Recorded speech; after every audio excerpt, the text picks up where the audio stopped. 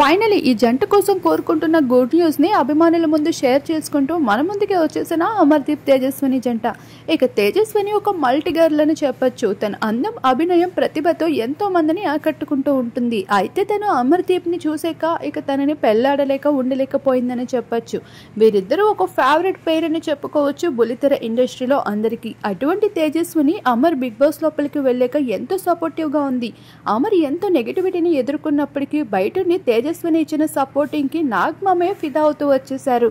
ఏంటి బాబు ఇటువంటి లక్కీ చామ్ని కొట్టేశావంటూ అమర్దీప్ని సైతం పొగడతల వర్షం కురిపించేశారు తేజు విషయంలో. ఇక తేజు ప్రతిభని చూసి నాగమామయ్య ఫిదా అవ్వకుండా ఉండలేకపోయారు. అటువంటి అమ్మడు బుల్లితెరలో తనకంటూ ఒక క్యూన్గా మార్చుకున్న పేరుని దక్కించుకుంది. అటువంటి తేజు కోసం అభిమానులు ఎంతగానో ఎదురు చూస్తున్నారు. తను ఏదైనా గుడ్ న్యూస్ చెప్తే బాగున్ను అని.